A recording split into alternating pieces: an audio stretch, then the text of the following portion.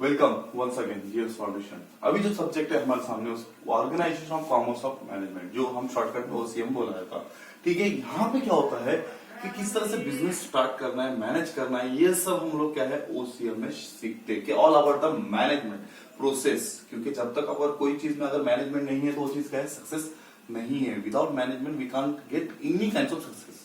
तो अब यहाँ पे कहूंगा how to start the business. Business कैसे स्टार्ट करना है, तो लोकेशन चाहिए, easy to get process, process easy होना चाहिए, सिस्टमैटिक होना चाहिए। फिर उसके बाद में क्या होगा, प्रॉफिट है। क्या अगर हमारा सब सिस्टमैटिक होगा तो प्रॉफिट मिलेगा। सिस्टमैटिक नहीं है, जैसा अगर हमने पढ़ाई अच्छे से किए तो पास होंगे, और अच्छे से किए तो ज्यादा मार्क्स मिलेंगे, पढ़ाई नहीं किए तो फेल होंगे। तो ये क्या है, उसका कंसेप्ट है। तो वैसे ही कहूंगा बिजनेस का एक्ट है। तो यहाँ पे क्या होगा, मेन कंसेप्ट, जैसा आप स्टार्टिंग टू एंड क्वेश्चन किस तरह से करेंगे, इट्स प्रोसेस। इस तरह से नॉर्मली क्या होगा, कोई भी आंसर का एक्ट है, इट्स प्रोसेस, या फिर उसके बाद में इट अबाउट, इस तरह से भी स्टार्ट कर सकते हैं। ठीक है, या फिर दूसरा चीज क्या है, इट्स सिस्टम। मतलब कि इस तरह से आपको आंसर का स्टार्टिंग करना है। कोई भी आंसर लिखो ओसी में, OCM organisation of commerce and management, इसमें अगर इस तरह से करते तो ऐसा क्या होना चाहिए, हमारा आंसर का पैटर्न होना चाहिए। व्हाट हु करके लिखेंगे तो वो क्या है, गलत हो जाएगा। ओके, वो क्या होगा, wrong. It will consider in wrong. तो आपको ये 3 पैटर्न आपको फॉलो करो, या और भी है, जैसा आप स्टडी करेंगे आपको और समझ में आएगा। और याद रखो, कोई भी चैप्टर में जितने भी थियोरेटिकल आपके चैप्टर है तो उसमें मीनिंग और इंट्रोडक्शन, मीनिंग एंड डेफिनेशन पढ़ना कंपलसरी है। आप अगर वो पढ़ते तो ऑटोमेटिकली आपका आंसर समझ में आ जाता। और ज्यादा करके आंसर में क्या है, सब पॉइंट्स। कोई भी अगर आंसर है उसके जितने सब पॉइंट्स है, ये ज्यादा क्या होगा, इंपॉर्टेंट है। क्योंकि सब पॉइंट्स अगर आपके पास है तो डेफिनेशन आप लिख सकते हैं, सब पॉइंट नहीं है तो डेफिनेशन नहीं लिख सकते। ओके, तो अभी उसका कंसेप्ट देखो क्या है, कि जैसे मैं आपको बताया आंसर इस तरह से लिखना है, ये क्या है, उसका डेफिनेशन है, उसी में होता क्या है, आंसर इस तरह से स्टार्ट करो, इस तरह से करो या इस तरह से करो। अब होता क्या है, लिखना कैसा है, जैसे ट्रू और फॉल्स विथ रीजन आते हैं, तो उसमें क्या करना है, ट्रू और फॉल्स आपको जो है बताना है प्रॉपरली कि ट्रू है या फॉल्स है। इसके आपको मार्क्स मिलेंगे। अगर आप यहां लिख के सिर्फ छोड़ देते तो आपको पूरे मार्क्स नहीं मिलेंगे।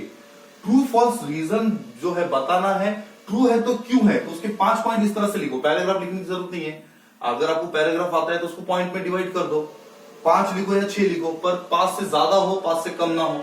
तो ये पॉइंट लिख दिए तो आपके मार्क्स पूरे हो गए, सामने वाला आपके मार्क्स कट ही नहीं कर सकता। नेक्स्ट में क्या होता है, शॉर्ट नोट्स।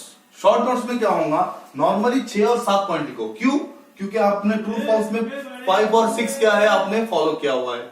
तो इसलिए आपको क्या करना है, शॉर्ट नोट्स में आपने 6 और 7 पॉइंट लिखना है। शॉर्ट नोट्स में होता क्या है, लिखना क्या है शॉर्ट नोट्स में, कि आपका जो प्रोसीजर है, प्रोसीजर मतलब क्या होगा, शॉर्ट नोट्स जब आप स्टार्ट करते हैं कोई भी शॉर्ट नोट्स, तो जैसा मैंने आपको बताया इट्स, इट अबाउट, इस तरह से करके स्टार्ट जब करेंगे तो 6 से 7 point.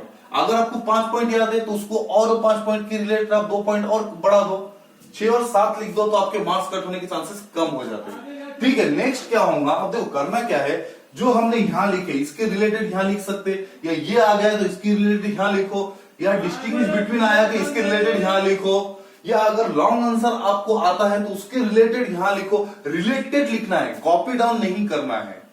All about the relation, relation you have to show. आपको अगर कोई भी चीज पूछा जा रहा तो उसके रिलेटेड आप लिख सकते हैं। ठीक है, कंसेप्ट क्या है, देखो डिस्टिंग्विश बिटवीन मैंने बताया 5 से 6 पॉइंट होना चाहिए। नॉर्मल 5 पॉइंट लिखेंगे तो भी करेक्ट है, लेकिन 6 पॉइंट की हैबिट होना चाहिए। आप 5 पॉइंट लिख दिए, उसके रिलेटेड कोई 1 पॉइंट बना लो। तो डिस्टिंग्विश बिटवीन में पैटर्न यही होना चाहिए। ओके, 2 कॉलम बना के इस तरह से आपको राइट डाउन करना है। और लॉन्ग आंसर का पैटर्न तो नॉर्मली सेम है, कोई भी थ्योरेटिकल आप सब्जेक्ट है तो उसका पैटर्न लॉन्ग आंसर का सेम ही होगा। फर्स्ट इंट्रोडक्शन आपको बताना है, इंट्रोडक्शन नॉर्मल पैराग्राफ में बताओ, मीनिंग डेफिनेशन भी पैराग्राफ में बताओ, लेकिन जहां पे एक्सप्लेनेशन आया तो पहले आपको सब पॉइंट हाईलाइट करने पड़ेंगे। सब पॉइंट लिखने के बाद में 3 से 4 लाइन उसका डेफिनेशन होना चाहिए। ओके, सब हेडिंग, उसके बाद में उसका 3-4 पॉइंट, फिर उस मतलब कि सब हेडिंग कम से कम 5 या 6 होना चाहिए। या आपको 5 याद है तो 5 लिखो, लेकिन पॉइंट लिखने के बाद में उसका एक्सप्लेनेशन मैटर करता है, एक्सप्लेनेशन भी होना चाहिए। 3 से 4 लाइन, 1 लाइन लिखेंगे तो कुछ फायदा नहीं, 3 से 4 लाइन होना चाहिए हर पॉइंट का, हर सब पॉइंट का एक्सप्लेनेशन। कब की बात कर रहा हूं मैं, लॉन्ग आंसर या आंसर इन ब्रीफ। तो आपको एक्सप्लेनेशन कब, आपका पॉइंट के हिसाब से सब पॉइंट देने के बाद में उसका एक्सप्लेनेशन होना चाहिए। ये आपका क्या होगा, ओसी का पैटर्न है। ओके, इस तरह से आपको पैटर्न को फॉलो करना है। ओके, अगर कोई चीज समझ में नहीं आ रहा है तो उसका इजी कंसेप्ट क्या है, पहले मैंने आपको बताया कि सारे चैप्टर का इंट्रोडक्शन, मीनिंग, डेफिनेशन, इसको अच्छे से पढ़ लो। उसके बाद में जो है शॉर्ट नोट्स किस तरह से आते हैं, प्रोसीजर कैसा है, तो आपको मैंने पैटर्न बता दिया। अब पैटर्न के हिसाब से आपको क्या करना है, वो फॉलो करना है। ओके, नेक्स्ट सब्जेक्ट देखते हैं।